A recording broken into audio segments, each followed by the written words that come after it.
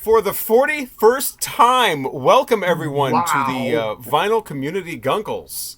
This is where we've been stealing the idea from the As It Should Be channel, who just wrapped up their singles of the year in an excellent way. And we have all kinds of years still to go. This time it's 1996. We'll be giving you our tops and bottoms as far as music is concerned. And not only will we be doing that, we'll be reviewing an album from the Secret Sisters called You Don't Own Me Anymore that Craig suggested. That'll be fun as well. That's from like 2000, like 18 or something like 17. Yeah. So yeah, 1996, the year in music. I'm Robert Fithen, along with Richard from Calvin Wazoo, Craig from Craig's Vinyl Plethora, and Mike from Hub Tunes. Here we are, the Vinyl Community Guncles. Who's going first for 1996? Well, I guess I'll take the dive, eh? Yay. Are you Canadian? Close enough. I was in Michigan, born there. There you go. Well, I'm going to start off with some news events from 1996. I thought were kind of interesting. That are kind of both, top and bottom kind of things. I mean, on February 13th, if you remember, Tupac Shakur released the first ever double rap album. All Eyes on Me was the name of the record. And it's been cited as one of the most influential albums in all of hip-hop industry. It achieves platinum, there it is, in 4 hours. I haven't seen that, yeah. And it reached number one on the Billboard 200 charts. Unfortunately, same year, in September, Tupac is shot and dies in a hospital a couple days later. So this I only was have also like 3 rap CDs. I had to take the opportunity to show that. Absolutely. You should. This is the one with California Love And on it. that's a big California one. knows how to party. that's a big one, really huge one. In April, this was after Jerry Garcia died. His wife, and I think it could have been Bob Weir. I can't remember who the other one was, but they took Jerry's ashes. First, they went to India, and they put half his ashes in the Ganges River, and then they came back to the U.S., and then the rest of the ashes were near the Golden Gate Bridge. And then David Bowie in September hosted an online show that was kind of modeled after To Tell the Truth. So he was online, so there was I don't think there was any video. And it was the first time a digital single was being released. The song was Telling Lies. And they answered questions. So there were 2 fake Bowies, and then there was him. And then they would answer questions from people who were watching that are listening to the stream. And he had to tell the truth, and then the others, would tell lies. Interesting. Ella Fitzgerald died on June 15th. So, just so you know, the band Amps for Christ was established in 1996. Just so you know. I am so excited to know that information. I don't know who that is. I don't know who that is. I but don't now know I'm who going that to is check them either, out. and I don't know if they ever really recorded anything, but hey, they formed They in formed. 1996. Go ahead, Amps for Christ. Yes. Yes. And the number one single the week of my birthday that year was Tupac Shakur with Dr. Dre and Roger Troutman, California Love and How Do You Want It. That was the hit. So speaking of singles, I don't have these ranked because some of these singles did chart and did really well. And some of these other singles I have just because, I like them. So this one I really wasn't listening to in 1996, but it is, the band is Molotov Cocktail. It's a punk band. And the single in particular on here is Jerks in Progress. A really cool, fun song, punk, very straight up punk song. It must have been fun as hell to be this kid, to do this makeup for this cover. Would have been such a blast to do something like that. And it was the cover that sold me on the record before I even knew anything about the music. Underworld released their tied for number one in my book anyway album. Their 2 best albums The year before was No Bates with My Head Man. And then there was this one, which is second toughest in the infants. And the single, I got the 12-inch here. The single that's really good that I like on here is Juanita. And so this 12-inch single is, and Roland is, or Rolla is pretty good too, but it's an instrumental, and Juanita has got some vocals to it. Underworld, really influential techno band because they were one of the few bands. Most techno musicians or groups or projects did instrumental music, or they took a pop song and then they put techno beats to it. And Underworld decided to make their own songs with techno as the base musical style. And they did really, really well. 2 singles from this particular release, Beck, Odelay. There was Devil's Haircut and Where It's At. Both of them charted well. Where It's At, I love that. Got 2 turntables and a microphone. Pretty decent, although I kind of say this is probably the last Beck album I had really real interest in. Really? I just kind of didn't listen to him anymore. How can I not talk about, even though this single was released in 1995, it charted and hit number 1 in 1996, Be My Lover by Labouche. Man, this was all over the place in the clubs. And we know what Labouche means, right? Yeah. Well, if you have 2 in the hand, then you... The mouth. Oh, the mouth. Labouche, that's not what I thought. That's not what I thought. Great set of mixes here. It was all all over. Now this one had 3 versions of this song chart, and the one that hit number 1 and stayed up there for a really long time is my favorite one, and that's Macarena. But it's the Bayside Boys mix. That was the good mix. The original version charted, but it's like kind of sucks. But the Bayside Boys mix of the Macarena was really, What's the girl? Don't you worry about my boyfriend. His name is that one. Yeah, I loved it a lot then. I remember how to do the Macarena because we did it. It was everybody in the club did it. Yeah, we didn't do that. No, we didn't do that. Yeah. I did. I'm with you, Richard. I did it. Yeah. But I can't remember the moves anymore. But yeah, and then there was this one club in Lansing that we used to go to that had a dance floor that had a section that was tiers. So, you could be on one of these tiers, and then there was the main dance floor. Yeah, so it was pretty well. That was Paradise. If anybody remembers Paradise in Lansing, Michigan. Was it almost Paradise? There would have been tears if I would have gone into a club and they were all doing the Macarena. My last single is I have a couple others that I do not have records for. Peaches, Presidents of the United States of America. It's a cute, funny song. I mean, I liked it. It was fun. Yeah, I liked it too. I played Frisbee with him. Tracy Chapman had Give Me One Reason. Really, really good song. I think it only made it up to number 8, though. I don't think it made it to number 1. Yes, I like Wonderwall by Oasis. I like that song. Probably the only one. I mean, Champagne Supernova was okay. That was pretty good. Yeah. But I did like Wonderwall. And Joan Osborne's One of Us. I like that song. I like that song too. I get hate for that.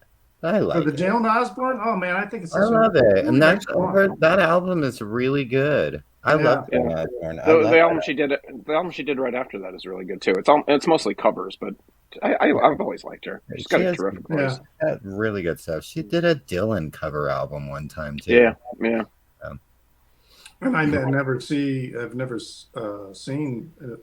the if it's on vinyl because the last one I'm going to show I was so shocked when I found out here from all of you that it was never released on vinyl. But anyway, the other one was the Quad City DJs. Come on, Ride It. Come on, Ride It.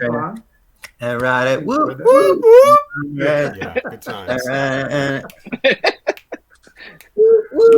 Yeah, that was a good song. And but then also then from this album, the Sheryl Crow eponymous release, If It Makes You Happy, charted. It did really well. I mean, this is a great album anyway, but that song was really good. And yeah, was from you guys. I found out that this was not on vinyl.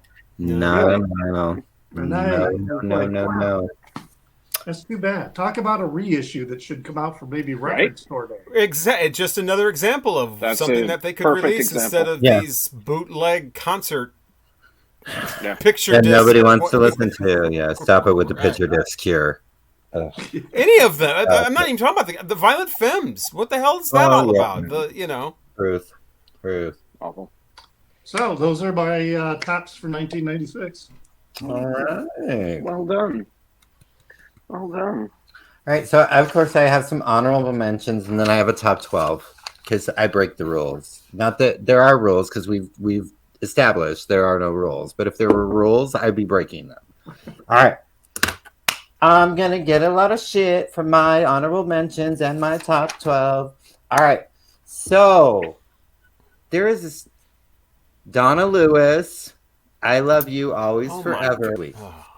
Okay. So, but let me explain about and this is just an honorable mention, but this was like when my very first boyfriend and we had like a break, like Ross and Rachel. And there was this boy that I met at BS West, or was it Foster's? I don't know. It was one, or maybe Harley's, one of the bars I used to frequent in the Phoenix area. And this song came on, and like I was just convinced that Jay and I were gonna love each other for always and forever because we danced to the song, and it was the first boy that paid attention to me after the first boyfriend. He didn't love me for always and forever, but whenever I hear this, I think of that, like that kind of like, oh, I can survive. I can be okay that my heart was broken and blah blah blah. So that's what I think of when I hear that song. It's not that I think it's the greatest song in the world, but I connect that memory with it. I love that bar too. That's a great bar. I used to go there when I used to. My sister actually used to be friends with the owner. Oh and, yeah. God, what was his name? Cute little guy. Yeah. Oh, This is 2000s.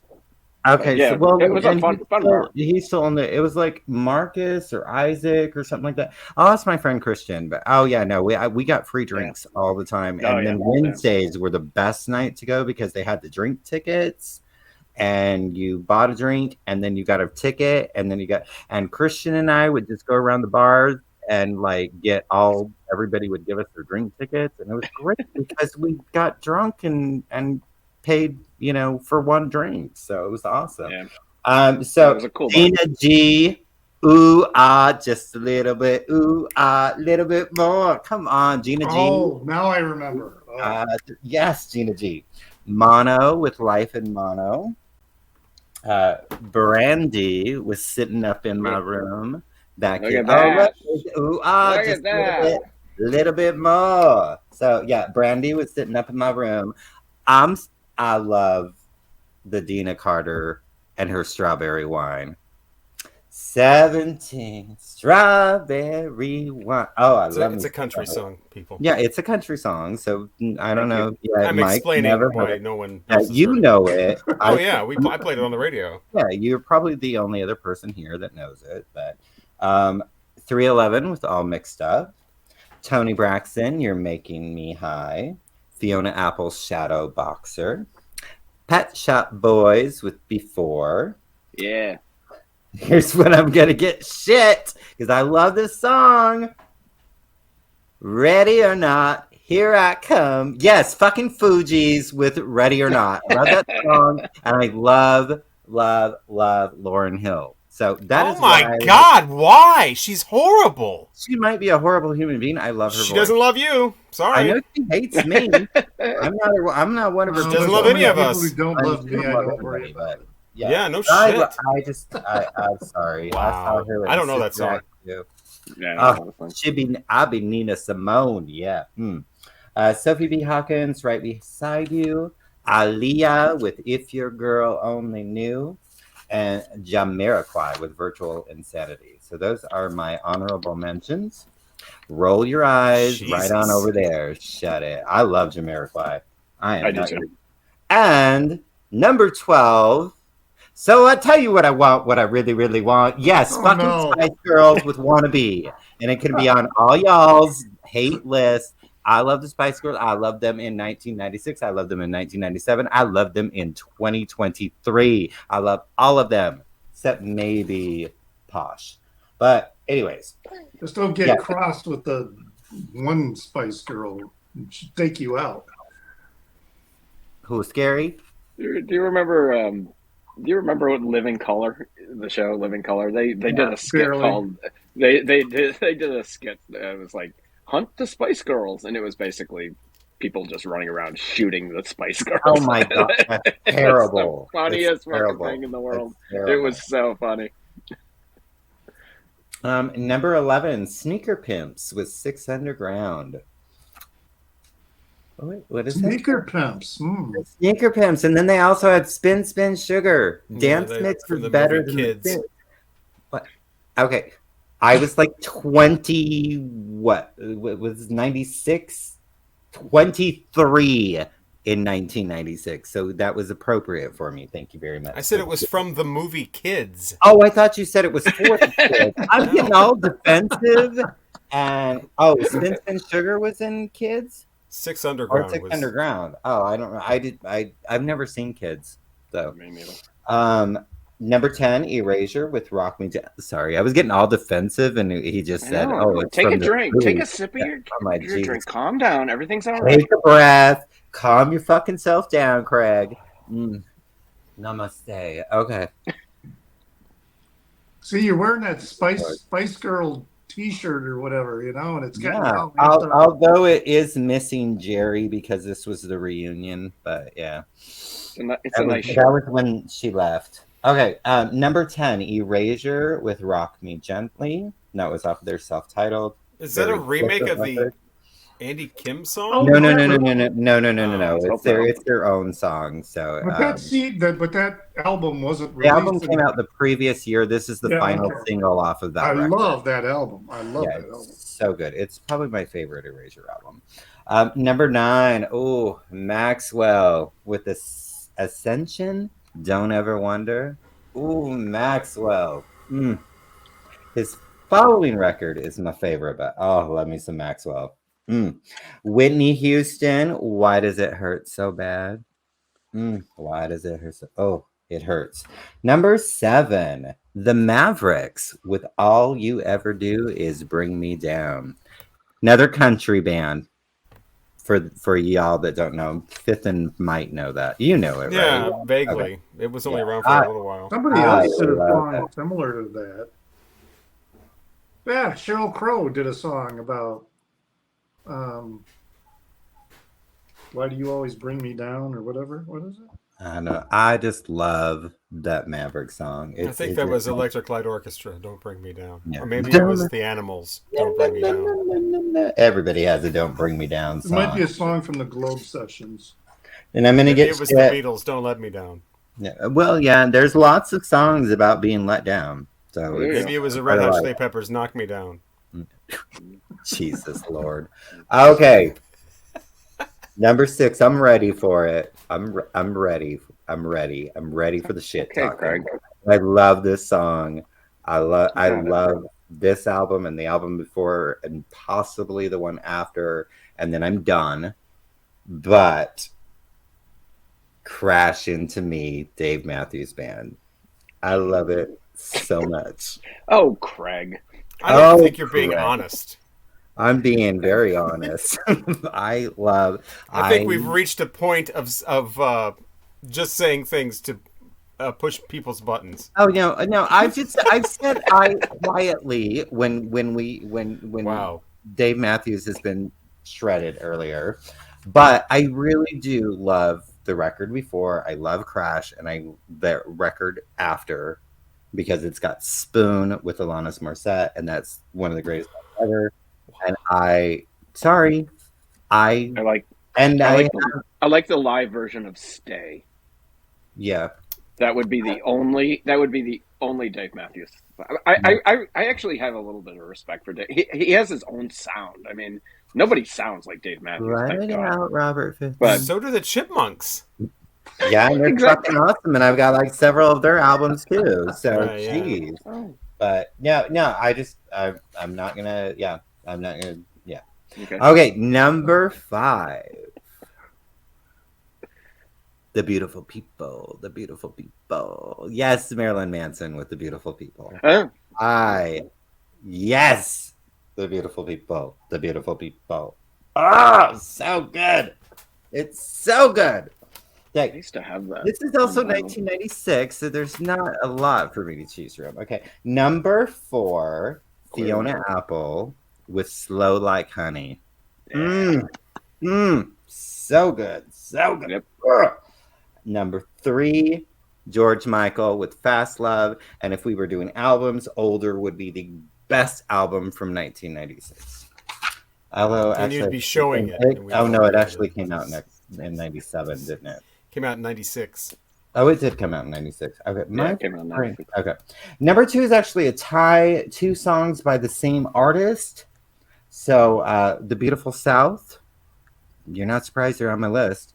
Don't Marry Her, Fuck Me. Think I remember that song. Yeah, that's a good song. Of her and just laying there, just watching. Is that the CD that we listen? Is that the album that we listened to? No, this is off of the previous album, which was called Blue Is the Color. And the other song is called Rotterdam or Anywhere. This could be Rotterdam or Anywhere or Liverpool or Rome. And my favorite single from 1996 is the Cowboy Junkies with Common Disaster. I knew you were going to have that on your list somewhere. Oh, yeah, and that is the album out of all of their catalog that has not been released on vinyl. Lay It Down. That is the one I want the most. Okay, because I was trying to think of the album. I don't have everything that they've done, but I have most of them either on CD or the other single that was off of that record was Angel Mine, which is really beautiful song, and Janine Garofalo is in the video. Margot Timmons' voice is just the first time I heard their debut. The Trinity sessions. Oh my God, so it's wonderful. Did you ever hear the they re-recorded the Trinity sessions? They went back in the church and re-recorded it, and they did like I heard they did that, but I'm skeptical of projects like that. Why? It's so good, and I actually saw the record once, and I almost bought it, and then I didn't, and then now it's for $700. Well, that's so they did like an anniversary edition. Yeah, this is an original though from '89. This is not really cheap either, though. No, I have one of those. I think mine's Canadian, if I'm not mistaken, but it is missing a song. Blue Moon, Elvis Revisited. Well, that's back in the days of the CD bonus track. Yeah. It was like 1989, and you have to. Yeah. But CD contains bonus track not available on the LP, only available on CD and cassette. Mm-hmm.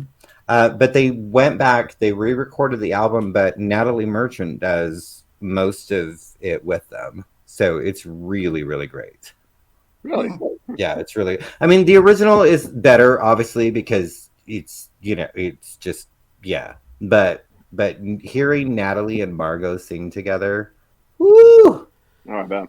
So if I did an Instagram review of that original album, because they are the Cowboy Junkies, and I have a picture of myself with a cowboy hat on, and my sleeve rolled up and my arm out like this, with a stylus on it, would that be offensive to people? Have you done this? No. Oh yeah. Are you asking us after the fact? Yeah. Well, I haven't posted it yet. I did it like 2 months ago, and I liked it. I haven't had the guts to put that up because I didn't want to offend people recovering from some. Yeah, I get that, but there's always going to be somebody offended by something somewhere, someplace. Yeah, but that would almost be legitimate, though. Yeah, you're always going to be offending somebody. It's what you do. Okay, so are we going to my turn now? Yeah, it's you. Do it. So we can continue the Cowboy Junkies. I have a top 10 and then like 5 honorable mentions. Cowboy Junkies Lay It Down would definitely be on there. I think it's my favorite. I haven't heard all of theirs. I've only heard like maybe 3. I've heard The Pale Moon, Crescent Sun, The Trinity Sessions, and Lay It Down. And A Common Disaster is the best song on there, definitely. Coolest Shaker with Kay, going to England for, they were... No, they did a remake of Deep Purple's name Hush. Sounds familiar, but of what song? Hush from Deep Purple. No, They did a remake of that, but that was the single that was on the radio. But yeah, Coolest Shaker. They're kind of like a neo psychedelic kind of thing going on, a little Brit pop if you want to call it that. But they kind of had their own thing going on. George Michael, older, of course, is one of the runners up. I guess I should show some of these. Johnny Cash, Unchained. This is the second of his American recordings. This is the one where he teamed up with Tom Petty and the Heartbreakers. But continued the thing of, oh my God, I can't believe Johnny Cash covered 9 Inch Nails on the first one. This one, it's, oh my God, I can't believe he covered Soundgarden. Oh my God, I can't believe he covered Beck with Rowboat. And so, but it's a little gimmicky in that way, but it's still a decent album. And of course, Willie Nelson, another legend, had an album that year called Spirit. Let's see. Is this Tori Amos? Nobody's going to mention Boys for Pele, I guess. So I'll do that. Really long though. This is really long, and it's really heavy on the noodling and just piano playing. I really like her full songs more, like especially the second song on here with the harpsichord. I really like it when her songs are fuller, and that's why I love the song "God" from Under the Pink. And I'm not as big of a fan when she just is at the piano, just doing this kind of melodyless kind of. And there's so much of that on there. It's again really there's a lot. A long album. I love it. Soundgarden, Down on the Upside, definitely not their best album at all, or even maybe not even their third best album. But I did play a lot of this on the radio. Just wanted to mention the first song was a single on the radio, and it's called "Pretty Noose." So that was kind of awkward to listen to now, and it is about hanging, and you're hanging. I don't like what I'm hanging from, is what he's saying. He's also going to say, kill your health and kill yourself in another single called Burden in My Hand. So there you go. Soundgarden. Steve Earle came out with I Feel All Right. I love his aesthetic. I love how he does his own thing. I love the lyrics. I love the music. I'm not a big fan of his voice, though, a lot of the times. He really but that's his pushes it. Yeah, I Feel All Right. I love that record. Yeah. I think one of the better songs on here is that just the ballad called Valentine's Day.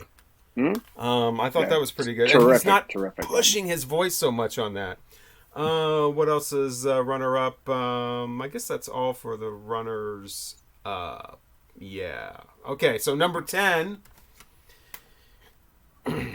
I'm not a huge fan. I'm not a follower. I didn't go to all the concerts and tape them all, but I did like this album, Fish and Billy Breeze. I'm glad I have this on CD. I wouldn't want that face on a huge ass album cover. It's their most commercial. It's their most and I do Fish like their commercial stuff. What album, if I wanted to buy one Fish album, what would it be? Start with that one. This one. The song Free and Character Zero are great to kick this off. But yeah, they're not noodling as much. They're not jamming. This is I do love Waiting in the Velvet Sea, though. That's not on here. But this is a great, like, mellow kind of Grateful Dead kind of listen. I know they don't like to be compared to the Grateful Dead. And these are guys that were, like, super huge, and then they kind of, I know they still do stuff, but they just disappeared from the conscience. They're still doing, I have a niece. No, they sell out everywhere they go. But they're not ever talked about anymore. Like, have you ever seen anybody talk about these guys in the vinyl community? I don't think so. Yeah, and for as huge as like you said, they sell out every concert. Mostly because I think it's because you have to go see them live. Yeah, you have to see them live. Their albums aren't terrific, like the Grateful Dead. Their albums are not what you enjoy. That's why I always had that question. If I was, I do too. I do too. But they're known. Well, now you know. It's this one, Billy Breeze, the one with the scary guy. Check that one out. You'll love it.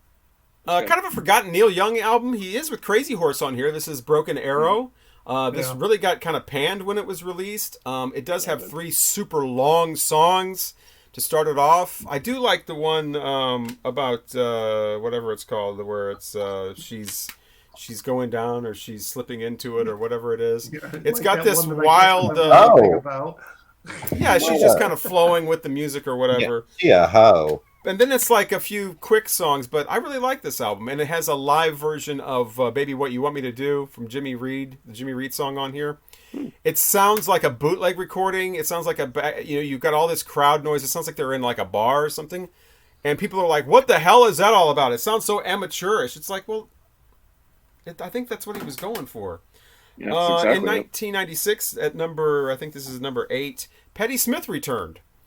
After a long absence, her husband, Fred Sonic Smith from MC5, passed away. I think her brother also passed away right before this, so she came back and did this album. A little bit uneven. It does have kind of a 90s kind of feel on some of the songs. But it's definitely Patti Smith and her poems, and her way of doing things. And like the Dolly Parton Grass is Blue thing, I'm not sure if this is the cover or is this the cover, because the cover of the booklet of the CD is different than the cover of the slipcase. But anyway. A great, 1 o'clock in the morning type of listen if you like Patti Smith. Don't forget about Gone Again is the name of that, actually, by the way. And here's where everybody's going to roll their eyes at me. At number 7 is John Mellencamp with Mr. Happy-Go-Lucky. Well, mostly Mike is going to roll his eyes. Yeah. I even put on my... I probably don't know anything off of that, but... Just another day... Well, what was the hit about? I was listening to it today, and it's a good song, but not good enough for me to include.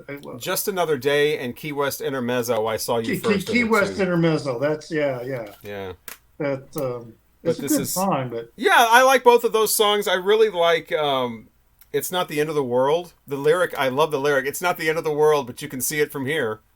Yeah, it's coming. It's on the way. Mr. Happy-Go-Lucky. It's a very, very uneven album. That's the thing. There's some great songs on here, but the problem is it's co-produced Phil Collins by Junior Vasquez. Ooh.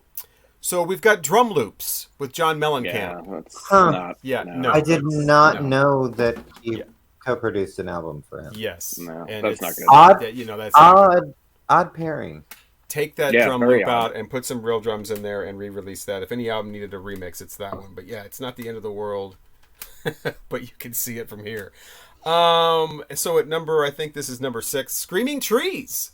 Yeah. A lot of people have never heard this. This is called Dust. Didn't get a lot of radio airplay. The single was All I Know is the name of it. Kind of starts off sounding like I Am the Walrus. But a lot of melody on here. It's kind of got a rustic, kind of rural country thing going on. Country rock a little bit. It's definitely not Soundgarden or Nirvana or whatever. These are kind of the forgotten Seattle guys. But I really like this. Screaming Trees and Dust. Definitely kind of a forgotten album from 1996. And these are all on CDs. I don't think I have any albums. But I've said before, I'm not big into 90s vinyl. Just because these are the ones I've had since 1996, most of these. When they were new, and doing this, I really got reacquainted and really kind of got recharged about CDs. I know this is a vinyl community, and now everybody's going to roll their eyes, but I really did enjoy listening to these CDs. They have their own thing going on. I mean, I think these albums were made to be on CD. That was how they were probably envisioned by the engineer and the producer. Yeah, so, but yeah, I loved the little disc and the whole thing. But I really kind of got reacquainted with CDs. At number 5 is Los Lobos with Colossal Head. Yeah. They go kind of more experimental on this one. Yeah, a little more. And by the way, a couple of these CDs, I mean, they all sounded really good because I've got a decent setup with CDs. It does matter what CD player you have. The Cowboy Junkies and the Tori Amos both sounded like they're in the room. I mean...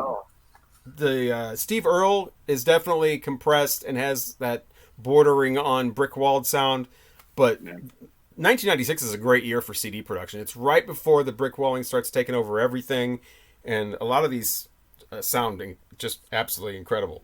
Los Lobos, Colossal Head, though, this is a lot of experimental, a lot of different sounds. Nothing else sounded like this. Mossy Moss is great. Buddy Epson loves the night. Some of these things, everybody loves a train. Just the song titles, but Los I Lobos. do love a train, though. Yeah. This does not have my favorite Los Lobos song on there, though, and that's Kiko and the Lavender Moon. That's Kiko and the Lavender Moon. But yeah, this is still a great. It's their best album too, Kiko. Is that what? Yeah, it's just called Kiko. I don't have that at all on anything. So great. That it's not on vinyl, right? Except for the mobile fidelity. There's a MoFi. Yeah, I don't think it. I don't think it is. Speaking of not on vinyl, in the U.S. anyway, the Pet Shop Boys album Bilingual is another one that has no vinyl release in the U.S. It might have a UK one, but not in the U.S. It does. They reissued a bunch of their albums like in 2017. I thought that was one of them. I looked it up. I think it was. No. Yeah. Because it's one of my favorite. Unless it's the UK. I mean, or it whatever. It might have not been in the US. I know Shane has all of them, but So at number 4, and so many of these I have not heard in like 20 years, and I was really surprised how much I liked 1996. I thought this was going to be another bitch fest about rock music on the radio. Oh my god! But these of course, very few of these I actually played on the radio. I did play 1 or 2 songs off of this one. At number 3 is the Eels. Yeah. And Beautiful Freak, Novocaine for the Soul was on the radio. And so was... whose house is this? Rags to Rags. Going to see him in a couple of weeks. Whose house? This is really hard to read. Allison's house? Somebody's house. That was on the radio too. Love her house. But this is the... just kind of like a disillusionment and social commentary, but it's kind of from a really vulnerable place. It's not from like I know everything and I'm going to tell you how the world should be. It's really just kind of a lonely sounding guy. It's really really different sounding. This is the only thing I've really heard from the Eels, and I didn't know they were still around. Their album from last year was my second favorite album of the year. That's what I was going to say. I didn't know anything about that until you started talking about them, and I'm like, the Eels are still around. But yeah, the Eels. And I'll have to check some of those out. So there was a European release in 2018 of Bilingual. I thought there was. Yeah. Does it have the same cover? Yeah, the yellow thing. Yeah. The yellow. Yeah. Yeah. Okay. And that song that you brought up is my favorite off there too. What's it called? Before, yeah. What's the? I think it's about gay marriage. King for a Day. That one's pretty good. Or A Great Day or something like that. Anyway, at number 3, Marilyn Manson. My beautiful people. With Antichrist Superstar. This is about the only thing like this that I mean, it's really about the lyrics and the whole, kind of attitude. Well, I can do my little face thing there. You look good. But yeah, the whole thing there. I don't know which is the front, which is the back, but anyway, this is the barcodes on that side. So yeah, Marilyn Manson. It's kind of a concept album. It's really the best album. There's not even a close second. I mean, a lot of people like Mechanical Animals, where it's trying to be David Bowie's. That was pretty good. That one's okay. The first one, the Portrait of an American Family or whatever that is, that's okay. But this is the big one. This is the one with the beautiful people and irresponsible hate anthem. Right. My ex took me to see Marilyn Manson about. It was probably about 10 years ago, maybe even longer. No, it was definitely longer. Wow, what an experience that was! It was It was homoerotic. It was. It was bizarre. I mean, every 30-year-old, 20-year-old had their shirts off. They were all just sweating. It was so strange. I mean, it was great. It was an unbelievable. So if it was homoerotic, you probably saw him on the Mechanical Animals tour. No, it was the one, the Pale Emperor. Oh, so it was a much later record, which is actually a pretty good record. But yeah, it was much later. Yeah. But what an experience! I tell you, it's still one of my top concert experiences. I'm not a Marilyn. I love those 2 records; they're great. But man, it was bizarre. Me too. Really I like the 3, and then I'm not as into the later ones at all. I don't really know a lot about them. But when he started doing things like Mob Scene and those kind of things, I wasn't into that. Number 2 is the unpronounceable. Is it Anima? Is it Anima? Is it Anima? The band is called Tool. I know that, but the 3D cover there. So yeah, we played the hell out of the 5 or 6 singles off of this, and they sounded so much different than everything else we were playing at the time. And it's more intelligent, it's more thought out, it's more. First Tool album I ever listened to. It is. It's really, really good. So yeah. But I can't listen to it very often. It's one of those kind of albums I'll listen to it, and I have to be in the right mood. Right, yeah. Especially now, being older, I'm always in the mood for Tool. But his drumming is spectacular. He yes. is one of the great drummers of all time, and he doesn't get mentioned. I mean, maybe he does with younger people, but man, he is unreal. And another really long CD, very long. And that leads us to number 1, which is, of course, by far, Beck and Odelay. And I'm kind of like Richard. I know a little bit about his stuff after this, but not a lot. I should really get more into the later stuff. It's kind of hard to find. But yeah, this is...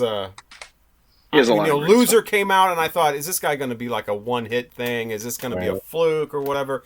And then he comes out with this, and I just... this is the only album from 1996 where you can point to any track on here, and I can tell you exactly how it sounds. The Lord Only Knows is actually my favorite song on here, which wasn't a single or really anything. It's more of a country flavor type thing. Jackass is great.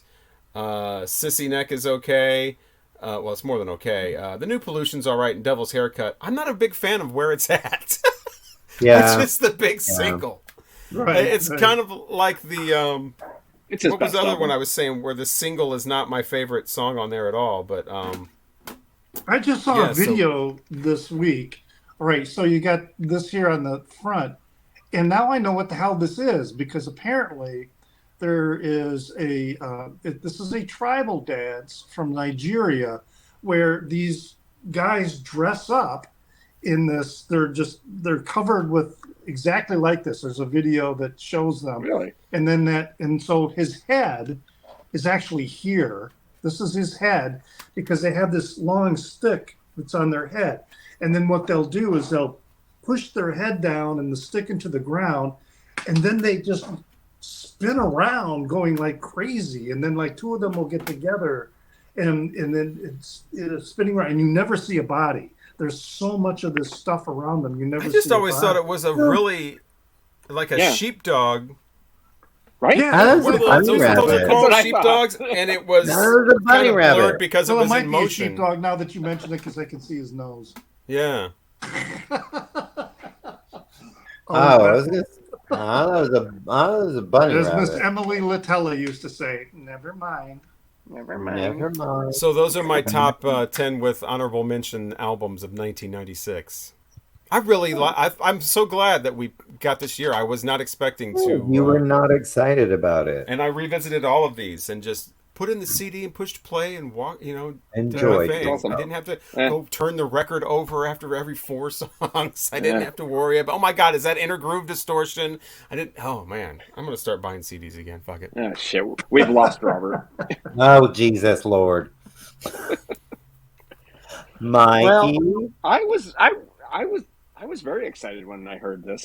When we pulled this, I was like, okay, I was probably in my junior year in college, but I was also in my CD phase. I was CD crazy.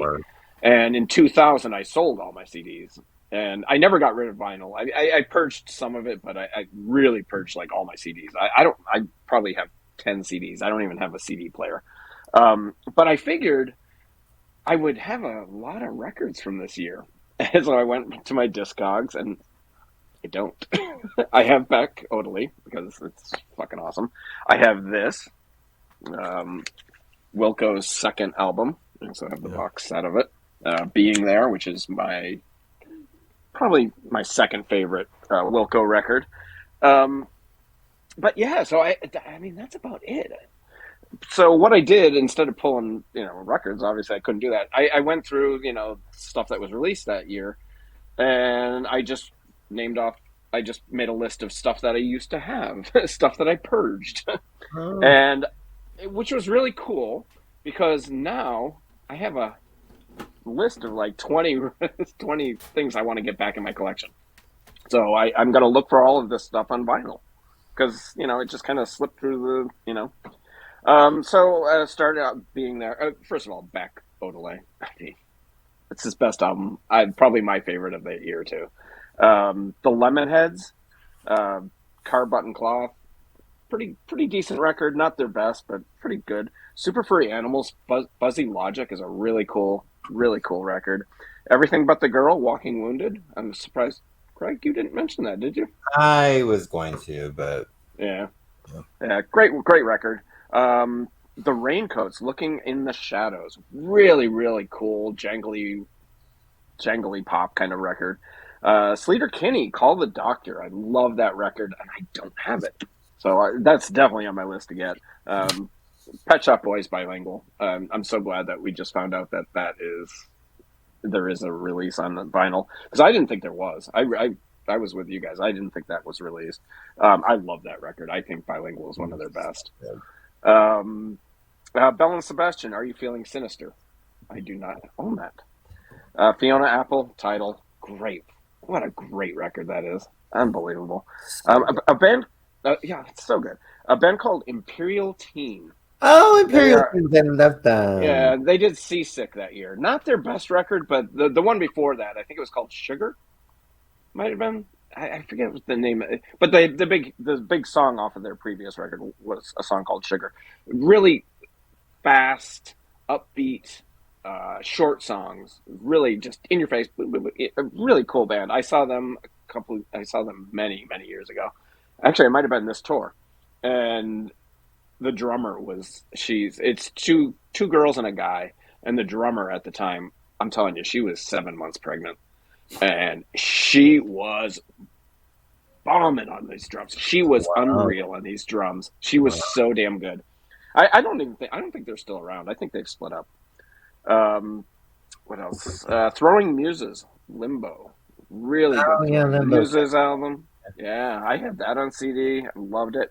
I love this band, and the Wallflowers. I absolutely love those. Those first two, Bringing Down the Horse and the other one. I absolutely love those two records. Fantastic. The Afghan Wigs, really cool band. They're still around. I can't believe they've been around so long. Black Love is a really cool record. Tori Amos. Boys, I love that record. I get what Robert says about, she does get a little noodly, but man, I really like it. I really, really like it. Well, and then Hey Jupiter is a great song, but then remember the dance remix of now I can't remember the name of the freaking song, but it only had one line in it. Professional Widow, yeah. Yeah. I do have that. Oh, you have it on vinyl. Yeah. Nice. Oh yeah, I used to dance to that mix. Ooh. Los Lobos, Colossal Head. I am a huge Los Lobos fan. I love everything they do. Yeah.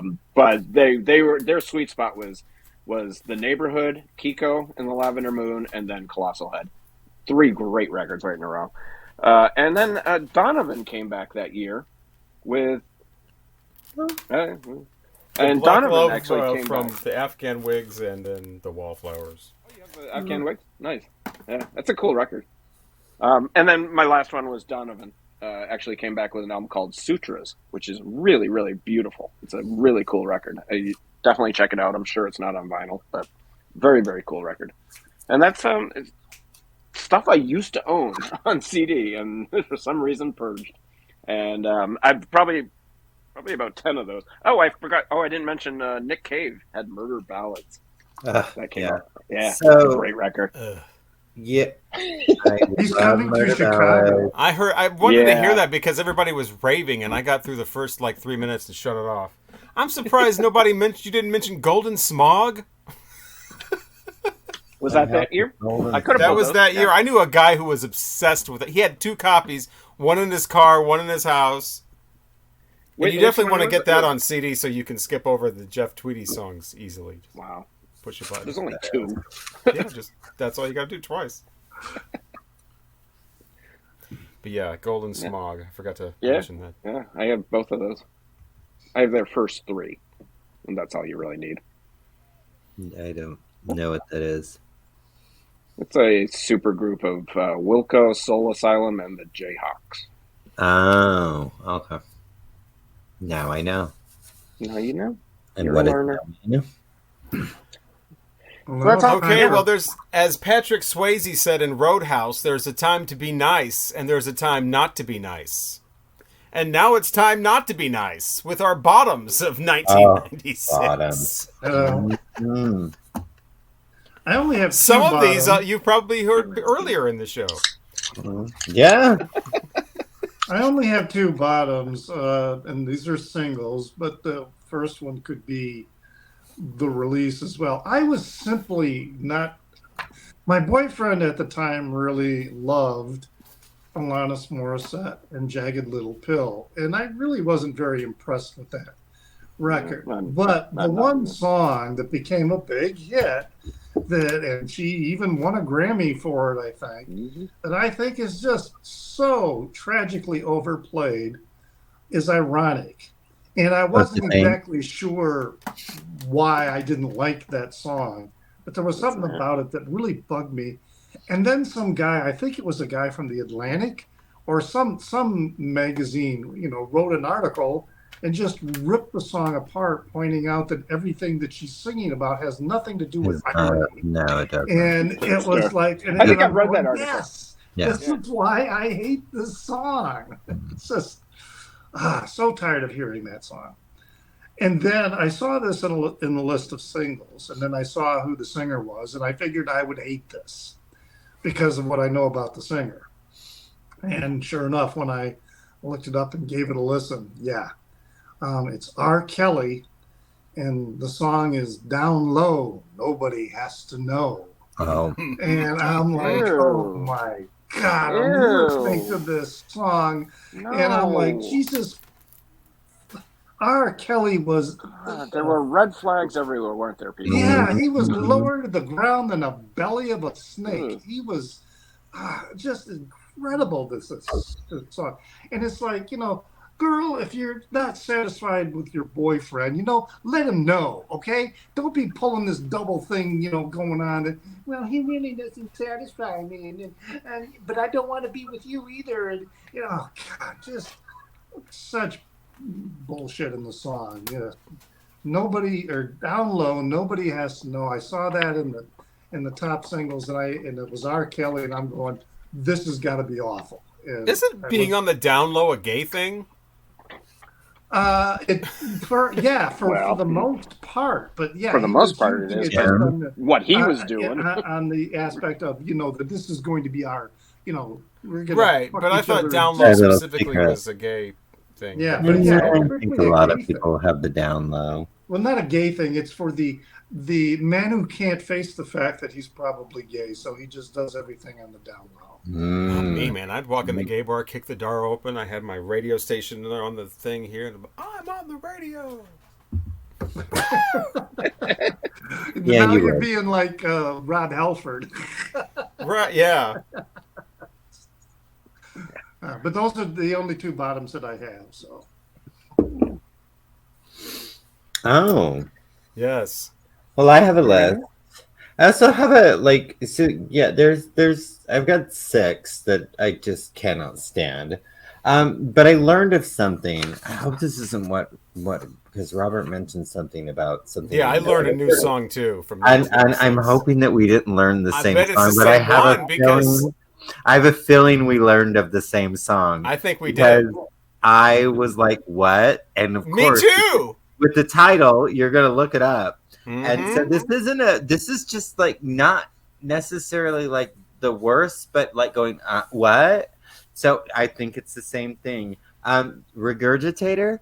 No, it's not Regurgitator. God, the buildup. So this is a band. Wow, I thought we were going to be right there. So this is a band called Regurgitator, and I've never really heard of them before. And I listened to the song, and it's not good, but the name of the song, it was actually released as a single, and apparently they're still around. They have a live performance from like 4 years ago.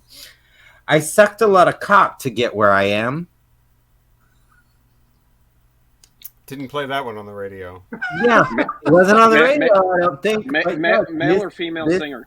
Male singer. They're kind of, I don't know, they're probably like wannabe punk. So yeah, Regurgitator. I sucked a lot of cock to get where I am. So they didn't. I only want to be the best. Very far. Yeah, I only want to be the best that I can. My mouth is stained. I can't complain. I keep on rinsing it again and again. Yeah. Fuck your way to the middle. Oh yeah, and there's some, you sucked a lot of cock. You cannot complain though. Yes, I'm sad that it wasn't. I'm excited now to hear what Fithin has, and I'm very like yeah. But yeah, that was so. It's not like it's just a dishonorable mention, but it's not my bottom. Here comes the bottoms. All right. Fucking what? Fun Loving Criminals with Scooby Snacks? Oh, Scooby Snacks, yeah. Yeah, Scooby, what? And I mean, I love me some Scooby Doo, but I don't want to hear you singing about it. All right. This song was everywhere. And it's like, I love this film. I don't want to hear you sing about it. Deep, big blue something with your breakfast at Tiffany's. That song is terrible. Fun-loving criminals. Oh yeah, see, Fun-loving criminals. Breakfast at Tiffany's, one of my favorite movies of all time. But that song, one of my least favorite songs of all time. So terrible. This guy, I number 4. I really do like a lot of his stuff. He did a cover album like mid 2000s of like new wave 80s stuff, which was really, really, really cool. And the way he kind of like just kind of tore him apart and made him his own. But Duncan Sheik with Barely Breathing. I fucking hate that song. I do like some of his later stuff, and like I said, he's all right. His cover stuff that he did, like he did a really good. I think he did so cute. A Night Like This, The Cure's, and he did a really good cover of that. I don't know anything besides that song. Yeah, so really, he's got some good records. Yeah, he's got a couple things that are okay, but I really liked those cover albums, and I think they're actually called the 80s, but I could be wrong about that. I don't like this song. I don't like him per se, and I'll probably get shit, and I don't care. Eric Clapton with Change the World. It's just not good. It's not. It's no he point. didn't have anything any good after like 1970. I don't know that he's ever hasn't done anything. I don't know. After Midnight and Blues Power. Yeah. I just don't like that song. And that was like 74 or 75. It's similar to John Mellencamp getting with Junior Vasquez. Eric Clapton, got with Babyface. Oh, Babyface. Yeah. Oh, that was the Babyface. And yeah. That's the Babyface era, the Change the World and My Father's Eyes, and where it's all this clap tracks and No, thank you, ma'am. Yeah. This song was mentioned. They fucking hate it. Fuck you with your beautiful peaches, blah, blah, blah, the presidents of the United States of America. I don't want to hear about your goddamn peaches. That is terrible. That song is terrible. I don't want to hear it. Don't tell me about your fucking peaches. Okay, now that I've let that go. Number 1, probably not only the worst song of 1996, but probably one of the worst songs ever to face the planet of songs, and from one of the worst bands to ever face the planet of bands. Fuck you, Oasis, with your goddamn Champagne Supernova. And I am done. I hate them so much. That would be. And I guess the album version is like 7.5 minutes long. It just goes on and on and on. That would be a good song title, Planet of Songs. Yeah, the Planet of Songs. It's right over there. Look, it's like right. Well, again, Planet of Sound, but no, it's not. We're doing what we did with the tops, going from Craig to me. We continued the Cowboy Junkies, and now we're going to continue Oasis, because at the top of my list here is Wonderwall from Oasis as a bottom. That nasally kind of drawn out. I'm not into it, and I'm sorry, England, but Oasis has 3 songs in America. And they're not the Beatles. No one ever comparing Oasis to the Beatles in the United States is like comparing the Spin Doctors to the Beatles. I mean, the Spin Doctors. I never really heard that kind of comparison. People in England think that Oasis is like some kind of a multi-hit thing. Oh my God, superstar. They were bigger there. They had one good They were album much and then bigger. Downhill Much bigger. In England. Did I just say England? England. In England, they sell out Wembley like 3 nights in a row. Right. In Chicago, when they were here, they barely filled the night. Riviera, which holds like 2,000 people. So if you ever want to see Oasis and they're sold out, just come to America and you can see them in like a bar. Yeah. Alanis Morissette, ironic at number 2, same thing. I have that It's whole not thing where ironic. nothing in the song is actual irony. But I also have the thing is that I was on a rock station. Active rock is the format, which is harder, newer rock, and we had to play that. And we had these sweepers that were like, it's the 92.7 QLZ, the rock station. And then that song comes on, ding ding, I. Now, how come active rock can't play all this other stuff because it's too light? It doesn't fit the format. You can't play Tori Amos. You can't play this. You can't play... But we can play fucking Alanis Morissette. Anyway, that's another reason to hate that song. Is because I had to play that on a hard rock station. And just the beginning alone with the... I get the you ought to know because, oh my God, she says fuck. She's a rock star. But there's nothing rock about ironic. And there's nothing ironic about ironic. Continuing, we of course have Donna Lewis, I Love You Always Forever. I mean, I don't have a friend that I associate that song with. I just have this annoying thing of every time walked by the Light Rock studio, that song would be on. And see, I don't know a lot about the rap and hip hop and stuff like that from 96. I know about stuff like this because we had a light rock station in the building and they always kept the door open to the studio, which you don't do that no matter what radio station you are. But oh my God, the program, she just had to share this positive, uplifting music with everybody, those rock people down the hall. But everybody just wants to hear this woman sound like an 8-year-old girl. It's like, pedos, round them up. Donna Lewis is on, sounding like an 8-year-old. I cannot stand older women singing like that. It's so creepy. I love you. I love it. Call the police. Meryl Bainbridge with Mouth. Oh, yeah. I like that. I got The Wonders with That Thing You Do. The movie was okay. We don't need a song from it played on the radio. It's trying to sound like the Beatles in the 90s. No, let's play the Beatles. The movie was good. It was a good movie. Yeah, that's what I'm saying. The movie was all right. I was not into that song being an actual single, and we're going to make like these No, that's not going to work for me. Quad City DJs and Space Jam. Oh, let's take the come ride the train and just make it into the Space Jam. Hey, it's the Space Jam. We're running, it's the Space Jam. Hey, running in the Space Jam. Yeah, no, I don't need that. Was that supposed to go with that awful movie too? Yeah, it's the theme from Space Jam. Right. The movie with the Space Looney Tunes Jam. characters mixed in with the basketball I'm players. digging it. Michael Jordan. There's a group called The Refreshments that really wanted to be Green Day. They had a song called Banditos, and it was the same thing as the Green Day. The guy's American, trying to sound like a British punk guy. Did you shop far down? Do you want to go? And we could chuck it out over a cup of Joe. No. Smashing Pumpkins, who went from being a named band that was named after vandalism, like, Smashing Pumpkins, who in 1996 decided to put the word the in front of their name and change smashing from a verb, present perfect tense, to an adjective, like, oh, they're the Smashing Pumpkins, like, oh, smashing. Smashing. Right. Don't think that little the thing got past me. I knew exactly what they were doing. They're the I never Smashing even... Pumpkins. It got past me. Yeah, because on all their earlier stuff, they're just Smashing Pumpkins. It sounds like a reference to people smashing pumpkins on Halloween. Right. Now they're the Smashing Darling. Pumpkins, like with Smashing Darling, right. That stupid bullet with butterfly wings.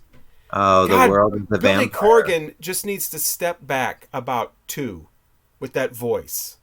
He can't, when he was on Cherub Rock and stuff like that, it's right up to the edge. In this next album, he just pushes it where it's like, that's enough, dude. What's the song off that album? I can't remember what it is. It was a single, and it starts off by him just going, what is that? Does anybody know? It's not 33, and it's not, it's obviously not Tonight. I know it, and it's, okay. Am I the only one who, after 41 episodes, thinks that Robert's vocals singing is getting much, much better? It's getting much more in line with who I'm Yeah. imitating, I hope. Every week. Uncanny. Grammy.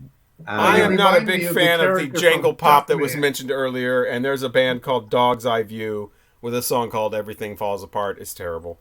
That's all that needs to be said about that. And speaking of saying things, so much to say Making me pour whiskey. from the Dave Matthews Band. I could have picked all kinds of Dave Matthews Band songs, but I picked that one just because it's the worst. It's like, you know, there's shit and then there's diarrhea, and this is the diarrhea that went with the you know, it's levels. And then dropped into the Chicago River. My lord. It's the one that ends with him going, "Little baby." We don't need the Dave Matthews Band doing anything.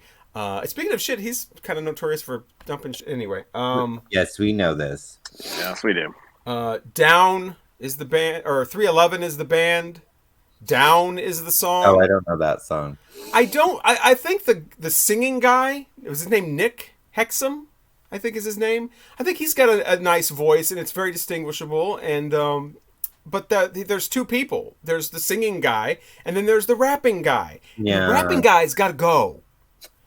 Wow. This is 1996, and we were playing this all the time, and everybody loves it except me. And this guy gets on there, and yeah, we be freaky, and we want to stay.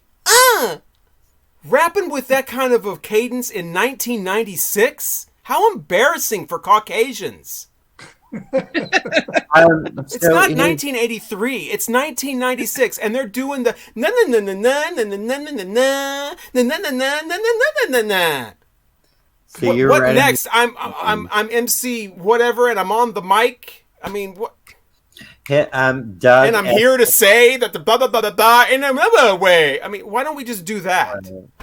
Super How terrible. Doug S.A. Martinez. Does that sound right? Well, it's ridiculous, whatever his name is. Yeah. And that leads me to, I've got 2 songs left. I love it. The worst one is the one they're both bad. The one I already knew, though, and that's, of course, the fucking Fuggies or whatever with Killing Me Softly. I get that the Roberta Flack version is a cover song, but it was, only a few months old when she did it. But that song, I grew up with that. I loved that song as a little kid. It's kind of special to me. I love Roberta Flack's early albums all the way through, especially her first album is just all the way through. Her second one's, not as good. But that Killing Me Softly, I always loved that song as a little kid, even though it was a lighter kind of song. And then these Fugees come along with their gay-hating Lauryn Hill and decide to just remake it into this mess. That's what this song is. It's a mess. With this stupid, just cliched drum track again, which I can't stand. This chitter-chatter going on in the background. I cannot fucking stand that cover of that. And it played in a bar one time. I gave the bartender $20, shut it off. Money talks and bullshit walks. Click, grab the remote. It was on those touch tunes. Barely remember it. Boop. I never. Oh my God! It was everywhere for a while. Like I said, I don't know a lot about the rap and hip hop stuff, but that song broke through all. Yeah. It was everywhere, all the time. I don't. I'm unfamiliar with the Roberta Flack cover of it, but I just remember that song from the movie About a Boy, and the way that they just really overplayed that song and turned it into a joke made that song a joke for me. Oh, that's a terrific movie with a terrific soundtrack. I love the soundtrack to that. That's Badly Drawn Boy. That Fuggies song. That's the best part of the soundtrack. No, the band that does that. It was a band called Badly Drawn Boy. He doesn't do that song. That's a wonderful soundtrack. Yeah. Oh yeah. It's a great movie too. Yeah. That was the debut, and he looks like such a frumpy, preteen kid in that movie, but he grew up to be quite the handsome actor. And that is on vinyl because I just saw it today. The soundtrack to that. But that is just as bad as this song I just discovered this week because of this episode. I was going through all the hits of 1996, and like I said, I'm seeing all these song titles. I don't know what they are because I was not listening to R&B or hip-hop or anything like that at the time. Basically just the rock stuff, the alternative stuff that I seeked out, like Los Lobos and Tori Amos and whatever that my friends were listening to, and then they would hit me to that stuff, and then the light rock with the door open. So I was not aware that Bohemian Rhapsody had been remade. The braids, right? The braids? The braids. Yeah. Oh my God. It starts off with the Cabbage Patch and drums, and as soon as, because I'm like, what is this? Bohemian Rhapsody? And so I played it, and Not I'm like, good. oh my god, cabbage! We're cabbage patching to Bohemian Rhapsody. We're gonna literally cabbage patch to Bohemian Rhapsody. I guarantee you a record scratch is coming up. And sure as shit, Mama. I mean, that record scratch was like a train coming down the track, right on schedule. You know, I mean, it's like cliche after. Why would people want to sound like a total cliche? I don't get that. But that's fine if you want to sound like a total cliche. Cigar smoking producer and then going, yeah, thank let's you. make a record. Thank you. That's exactly what it is. And I'm glad I didn't have to say that this time. It was everywhere in Phoenix. I don't remember that either. I've never heard it before. In every gay bar, it's got the Cabbage Patch drums track that you've heard 2 million times in other songs. It's got the stupid record scratching right before the downbeat, just like in 2,000 other songs from the 90s. And then this woman comes on and starts singing the Mama. I listened to like a minute and a half of it and turned it off out of respect for Freddie Mercury. But yeah, the Braids and Bohemian Rhapsody has got to be one of the worst songs I've ever heard, and I had no idea that it existed. Yeah, well, terrible. You're welcome for pulling that year so you can learn about it. Yeah, maybe that should go in the playlist so everybody can experience that. That's what I'm here for. I'm here to help.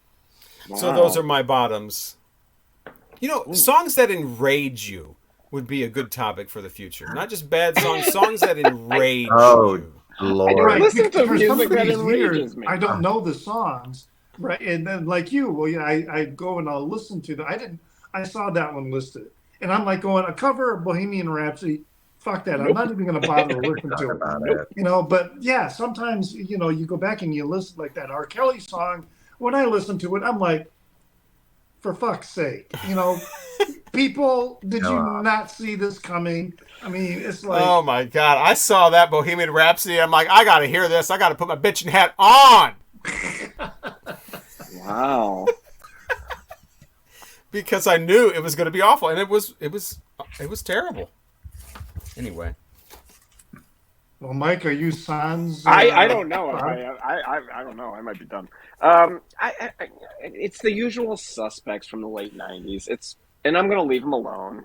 Bill Collins, John Cougar Mellencamp, the Bare Naked Ladies. What the fuck? I still don't understand the love for that band. And somebody I don't think I've complained about. Sting, Mercury Falling. Fuck you. I hate Sting. When he left, what an egotistical piece of shit he is. Wow, I'm sorry. Tell us how you really feel. No, I don't like Sting. I don't know. I love the Police, and I love what they did until Synchronicity, and then Counting Crows. I love them. Do you? I do. Their first record. Recovering the Satellites was the 96 one, right? With I love their first record. I stopped after August and everything after. Yeah, we played all 3 singles all the time off that Recovering the Satellites. I can't even remember what they were. Corey and I were just talking the other day. He has a friend who his girlfriend loves the Counting Crows, and they're actually still together, believe it or not. And they tour. They're coming to Chicago, and the guy tried to buy tickets, and they were like $400, $500 tickets. Wow. Like, for the Counting Crows? You should be able to see them in a beer bar down the street from my house. Right. Yeah, no shit. Garden. $3 driving by. Right? And half-price beer. Yeah. They should be paying you to go see them.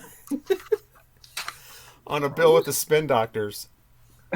Exactly. They can both bounce around with their dreads. Yeah. And Matchbox 20 was big this year. Yeah. Oh, yeah. That was their debut. They debuted their that debut, year, the big one. Awful. And ZZ Top actually had an album out that year, the Rhythmine. Mm-hmm. No one remembers it. It sucked. Oh, are you kidding? Oh, look at this guy. Oh, yeah. My sister and her husband went to see ZZ Top a couple of years ago at an Indian casino, and they were saying that the opening band was so much better than the ZZ Top. They're not even trying anymore. No, well, She's Just Killing Me was okay, but you have to get the remix version. The one on the album doesn't sound as good.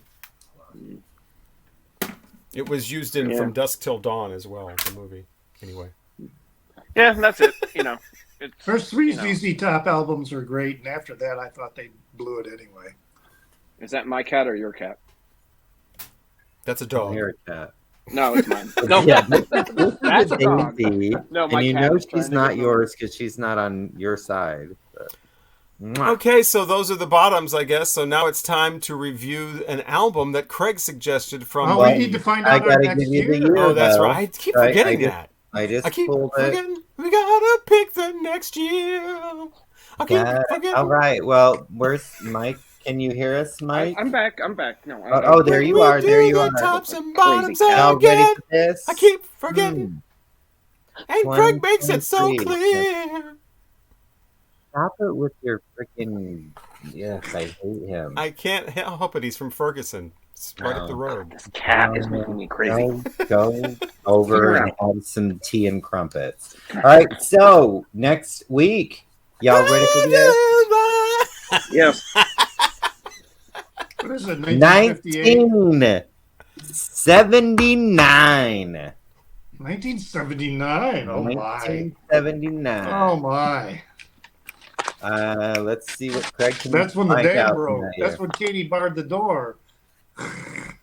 That's when the band played at the last waltz, and Neil Young had cocaine on his nose, and they had to blur it out when they made the movie. I love cocaine on your nose. Neil Young sang on the last waltz, the movie from 1979, and he had cocaine in his nose, and you could see it. So they had to mat the films and like take it out. This is funny. Frame by frame, because it was 1979. I think Scorsese was a bit miffed about that. And a song came out from Smashing Pumpkins called 1979 in 1996. So that's our segue. Mm-hmm. All right. So, Mike, you're first, right? Oh, yeah. With the Secret Scissor Sisters. With the secret... Oh, here, let me show. Wow, first record shown today at an hour 19 minutes in. I know. Right? And my autograph. I showed a single. Copy. Oh, you got it autographed? Yeah. Well, remember Pledge Music? Unfortunately, well, we'll discuss it later. But anyways, it was, they stole a lot of money. But people would try to get their music out again. And this was one of the deals where I got an autographed copy of this album when it was released. I waited 1.5 years for this. Wow. Was it worth the wait? We'll find out with our reviews, and I believe Mike is first. Let's find out. Okay. Well, here we go. I wouldn't have waited. Well, of course. No, first of all, this album's produced by Brandi Carlile. Yeah. I think the production of this record is really, really. It's a beautiful sounding record. Even when I streamed it, it sounded really good. Their vocals, wow! I think their vocals are spectacular. It just sounds really, really good. The opening song, Tennessee River Runs Low. I put it on and I was like, oh God, I did not like that song. I just did not like it at all. And I was like, oh God, okay. I'm like, I'm going to chug through this. And then the next song, Mississippi. Absolutely love this song. It's my favorite song on the record. I thought it was gorgeous. I really, really like that song. Carry Me, the next song, it was good. King Cotton, meh. Kathy's song, meh. And then they do the song He's Fine, which I really, really, really liked. I think I like the slower, more ballady songs. I don't know. The next song, To All the Girls Who Cry, I liked it. It was starting to. I don't know. This is where I was kind of like, oh God, it was starting to drag me a little bit. Little Again, nah. You Don't Own Me, the title track. I like that song. It was okay. The next song, The Damage, really, really liked again. Absolutely loved it. Then the next two songs, Free as a Bird and Till It's Over, I was also just kind of meh. The three songs I like on here, I really, really like. Mississippi, Gorgeous, He's Fine, I love that, and The Damage, I really like that too. But overall, it's just, I don't know. It sounds wonderful. It's got a lush sound to it. Brandi Carlile did a great job producing this. I'm a big fan of Brandi Carlile. And she did a terrific job. Their vocals are spectacular. They sound amazing together. But overall, it's just, I don't know. I don't want to say it's not my wheelhouse, but it's not my wheelhouse. I do love those three songs. I'll give it 3 rainbows. One for each song. One for each song. Yeah. Yeah. But that's why we do this. Yeah, so what really struck me about it was their authenticity, and I had to look up to make sure that they were they're from Muscle Shoals, Alabama, and they definitely sing like they know. They wrote the songs, right? There's also the songwriters, I believe. Yeah. So Brandi, I think, co-wrote 1 or 2. But yeah, they wrote most of the songs. They sound like they know what they're singing about when it comes to, especially that Tennessee song where it's like done with from a man's point of view. I'm assuming like the father or grandfather or something. That whole thing about you're a piece of shit, but don't you dare try to leave. And go better yourself, or I'll shoot you. Because I brought you into the world, I can take you. I mean, that's somebody who's definitely experienced rural life. Of the lower variety. So yeah, they really know what they're singing about. I didn't mind the first song at all. I liked the what would have been side 1, I think, more than side 2. I liked the Tennessee song. I liked the River Runs song. I liked the lyrical content. What I didn't really get into so much is when it gets more later into the album and they start doing the love song type stuff that you've heard. I didn't care for the He's Fine. He's Fine. I liked the music. That was the catchiest song on the album and the most musically, vivid song. But I didn't like the lyrics because, again, it's just, we're broken up. I'm so sad and alone, and he's off having a great time. Oh, I've heard that a million times. But I really liked their other songs where they're not doing the love songs. I had the similar feeling about this album from First Aid Kit. It was the same thing. I wish they would branch out more musically a little bit in the future. Maybe they do. And I hope that they do further away from the love song stuff. The stuff you've heard a million times. We're broken up. I'm so sad. Oh my God, my lover's gone. Whatever all that stuff is. I love the stuff where they're not singing about that. Little Again, Tennessee, River Runs Deep, or whatever that is, and all of that stuff I thought was much better than the typical breakup songs that are later on in the album. But I thought it was good. I thought the music could use a little bit. Like I said, I hope they develop their music composing a little bit, because it just seemed really kind of like they're just singing and just playing really generic kind of music in the background. But I enjoyed it. I listened to it 3 times. I listened to it driving. I think is the best way to listen to it. But I'll give it 3.5 rainbows. And thank you for the real drums and real instruments. You're welcome. You're welcome. And they're still together, right? Yeah, they have albums after this. I haven't heard them. One. They have one after, but just one. I'll save it all for after Richard. I'll educate you. Okay, so yeah, as I said earlier, I guess maybe before we started, I listened to this again before we started, just to make sure that I still felt the same way as I did when I listened to it the first couple of times, and I did. So when I listened to that first song, Tennessee River Runs Low, it was like, I love this.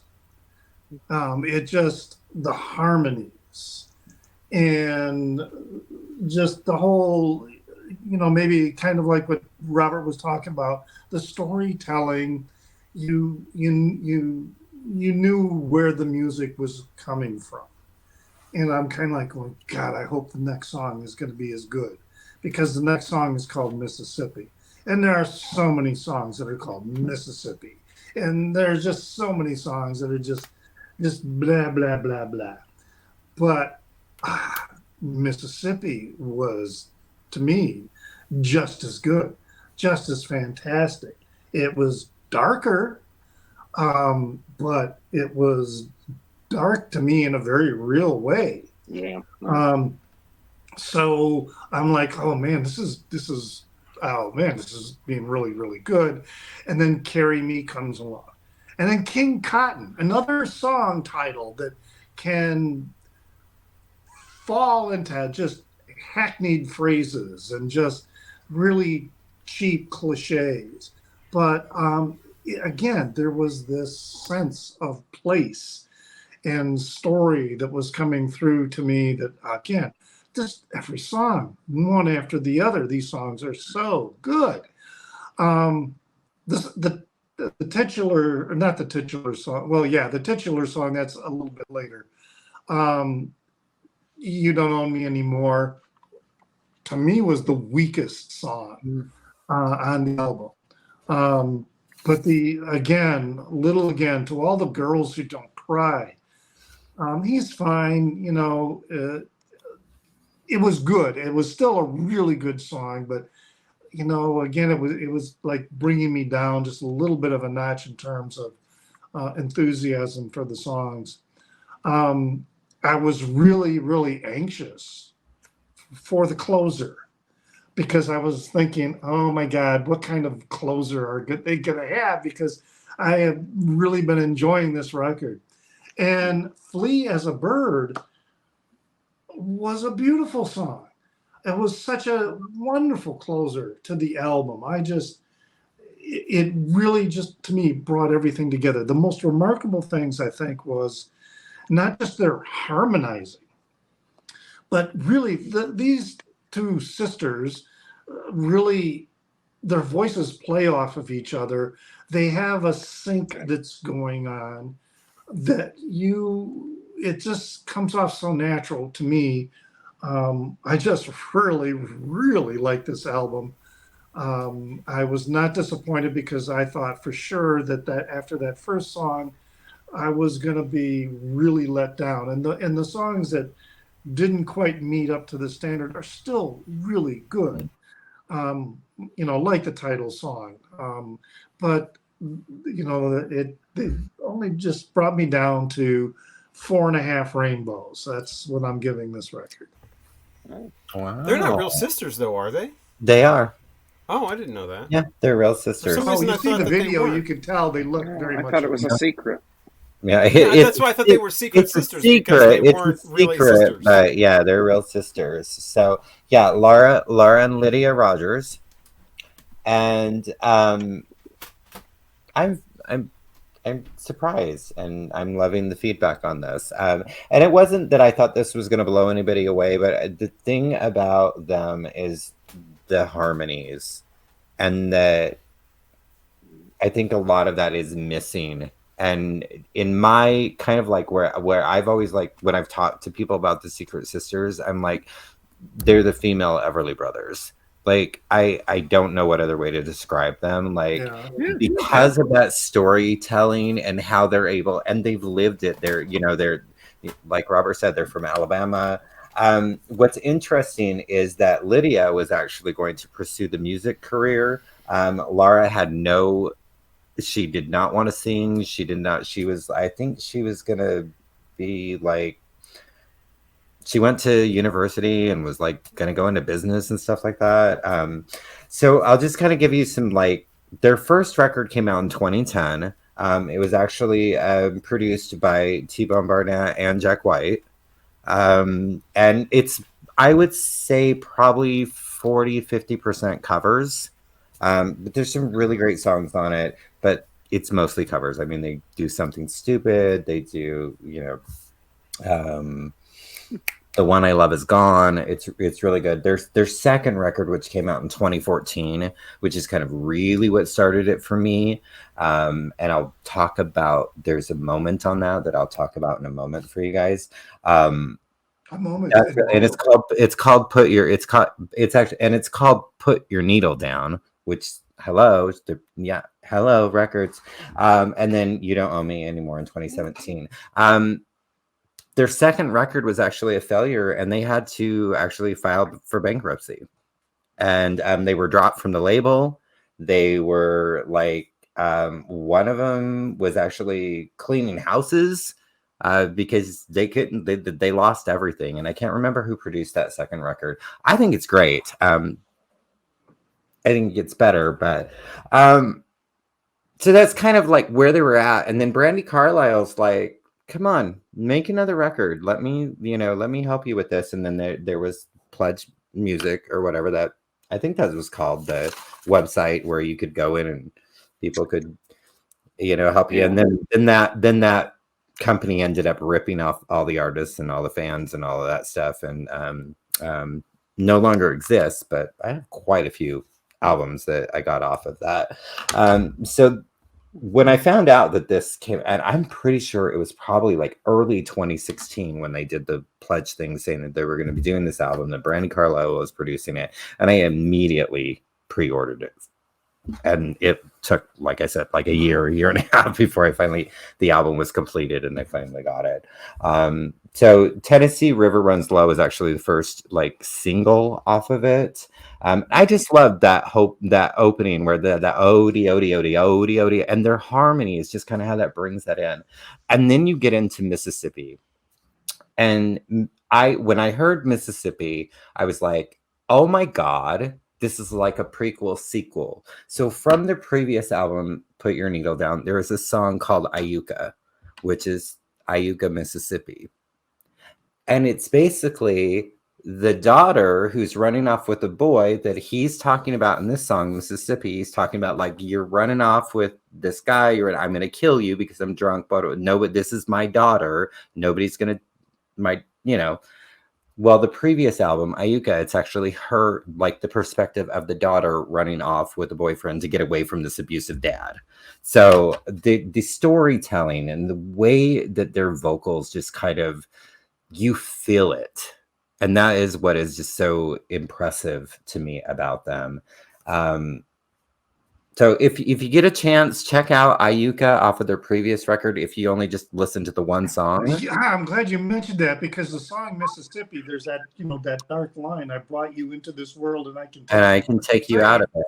Yeah. And I was like kind of confused by that line, because at first she was like singing about her baby. And so I'm like, okay, what the hell? So they're basically singing in the perspective that they are the father.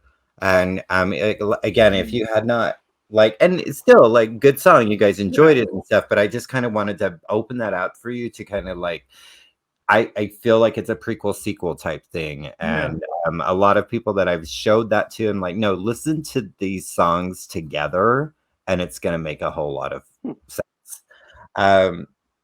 Carry Me, like, me, and y'all know that Craig loves this sappy, pitiful me, cry me a river, sad music, and these girls just have a way of delivering that. Carry Me, I'm tired like a sinner, I'm cold and my money's all gone. I'm like, that's my fucking theme of my life. I'm always tired, I am always cold, and I have no money. So there you have it. King Cotton, Kathy's song, I'm surprised nobody mentioned this, but that is the only song that's not written by them on the album, and it is a Paul Simon. It was originally sung Paul Simon, yeah. Yeah, it was a Simon and Garfunkel song. He's Fine. What I love about that song, and that was the second single, I believe, that stupid Davey White, he's an asshole. He's sleeping with her and he's fine. I love the image that, this is this girl that she has saved herself for this man. She has bought a dress to match his name, and she's kept her virtue just the same. And this motherfucker has been at the, with this bitch fucking her the whole time. And this poor girl is just over here dying and pathetic. And I love shit like that. And y'all know that. Little Again, Emily Bronte. Little Again is like, It is kind of corny, I want to go back to those days where I was little again. But because I kind of grew up like in the country per se, in the white trash area, mountains of Arizona, where all the white trash roam. I I have it really reminds me of my childhood best friend, and that's literally they're talking about rolling hills, and that's where we would go, and we would go on these hills and play as children, and so hearing that and that line, there's just days I want to be little again, and I it resonates with me because I want to go back to those moments because I want to see her again because unfortunately she's not on this planet anymore. And so that's where that one kind of, yes, it's kind of corny, but it also makes me kind of homesick for a place that I hated my entire life. But I'm homesick for it because my memories that are mostly revolved around her are there. So that's why I think a lot of people can relate to wanting to be a child again, though. I mean, I like that song. I don't think it was that corny. And You Don't Own Me Anymore, the title track. I love the just kind of, it's you don't own me, I don't own you. Like, that's not what a relationship is. It's not, you don't own somebody, and you've got a lot to learn, and you got a lot of nerves staking a claim on me. Like, it just like, because I've been in that, and I'm sure everybody has, where it's just like you're with somebody and it's like you're not in a relationship, you're not in a partnership, you're in an ownership. Like, they feel like they own you, and it's that, to me, when that came out, it was just kind of like, no, motherfucker, you don't own me, you never owned me, but you definitely don't own me anymore. So I'll shut up now, but it's just, I mostly just wanted you guys to hear their voices. Their next record is pretty good. I don't know, even though it did not do well, I almost think like Put Your Needle Down, the previous record, it might be their best, but it did not do well at all. There's a lot of really good stuff on that. So I'm with Richard. I have the same rating as him. It's not a perfect album to me, but it's pretty darn close. So I'm going with 4.5 as well. Yeah, this is an album that's definitely on my to-buy list. I'll be looking for it. I don't know if it's very... I think I did look up in Discogs to see what the going price for it. And it seemed like the going rate was higher than a new record, but it wasn't beyond grasp, I think. Cool. Yeah, they have beautiful voices. Absolutely, just together was what it made it. It was gorgeous. And with this kind of like the country kind of style, I mean, I like hill music. I like certain country music, but some albums, by the end of side one, you're kind of over it because I don't know, it just kind of. Well, some people can get real hokey and phony too, and take it way too far and try to, be people that they're not. And even famous country people are like that. Yeah. I talked about that in a video about working in country radio and dealing with some of these major artists, and they'll talk to you with a baseball cap on and whatever, and they're talking like this and just normal voice. And then they get out on the stage. How y'all doing out there? Thanks so much for coming out. We sure do appreciate it. It's like total bullshit. Yeah. So I'm not into that at all. All right, so now it's time for Mike to choose what album we're listening to next. Okay, I am. I don't know, I'm doing something a little different. I don't know. I'm going with Bill Withers. This is Just As I Am. I believe it's his debut. Yes. So, yep. And I will not. I love this record. But, right. Yeah, I've heard it. What year is that from? Isn't that from 72? I think 72. 71 or 72. Yeah. Bill Withers, Just As I Am. All right. You enjoy me some Bill Withers. Oh, yeah. And I don't know that I've actually ever heard an album of his. I think I've only heard like compilations. Yeah, yeah. I mean, this is probably this will be exciting. His next one after this, Still Bill, is also really good. But yeah, we'll leave that for next week. All right, and it will be next week. We'll review Bill Withers' Just As I Am album and the bottoms and tops of 1979 when disco was in full swing. Ooh, yeah. So join us next time for all of that and so much less. We are the Vinyl Community Guncles. Once again, I'm Robert Fitton, along with Richard at Calvin Wazoo. Craig, Vinyl, Plethora, yeah. Mike at Hub Tunes. Thank you so much for watching again, and we will hopefully you'll see us again really soon next time. You will. Probably about a week from now. Yeah, probably. Yeah, Perhaps. it might be. Yeah, man.